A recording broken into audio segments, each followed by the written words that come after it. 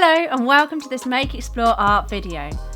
Now we're going to start looking at part 3 of the Matisse series and how to create a paper cutout collage inspired by HENRI Matisse. This is ideal for students in year 7 to 9 or 6th to 8th grade. Before watching part 3, you may want to have a look at part 1 and part 2, which are also available on the channel.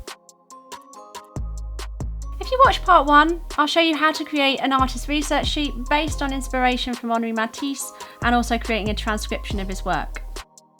For part 2, I'll show you how to use your own photographs to create a collage and also present your work as well. So that includes adding information to describe your photographs and the shapes and patterns that you see in front of you. Now, the most important part from part 2 is your tracing. So please have those ready now as we commence with part 3. So let's get started in creating our own coloured sheets of paper. And typical to Matisse, we're going to do exactly the same technique by using watercolours to paint our paper in the style of his work. So I've got my Koh-i-Noor watercolour set and I'm going to select colours that I think link to my first transcription that I did in my sketchbook. So let's have a look and see what that is. So I use blues, greens, reds. So for this particular process, I think I'm going to choose green and reddy pink colours to create my papers.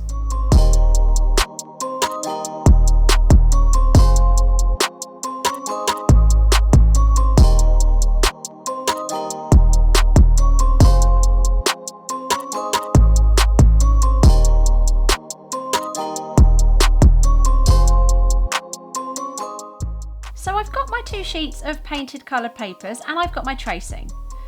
Now, deciding what background you have, you could have white paper, you could have brown paper. I've chosen to use this really nice grey textured paper in a Sea White's sketchbook, which is made entirely of corn cobs. Step 1, instead of cutting out each individual piece of paper cutout, my suggestion is that you fold your paper into quarters so that you can create more than one at once. Because remember, each time you're going to have to trace it on using your tracing paper.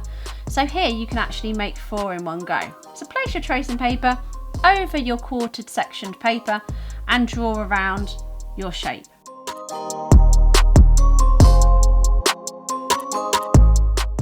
Don't forget, you need to make sure you've added pencil lines to both sides of your tracing paper for it to accurately transfer onto your coloured papers. And once you've done this, you can carefully draw back around that line and then cut out your quartered paper.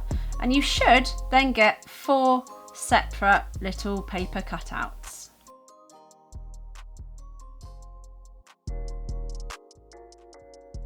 You can use this repeat cutting method for all of your trace designs, so you then end up with a collection of little paper cutouts.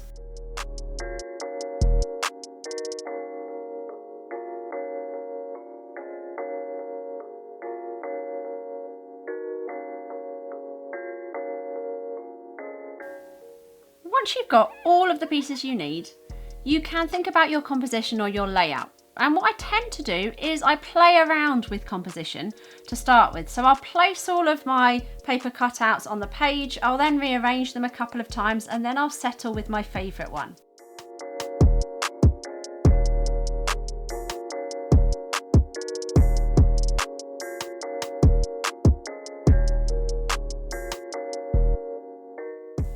Hopefully this has shown that you can paint your own papers to use for these paper cutout experiments, but you could always use papers that you found, like wallpapers or just coloured papers, for this particular paper cutout technique, as so many different options are available.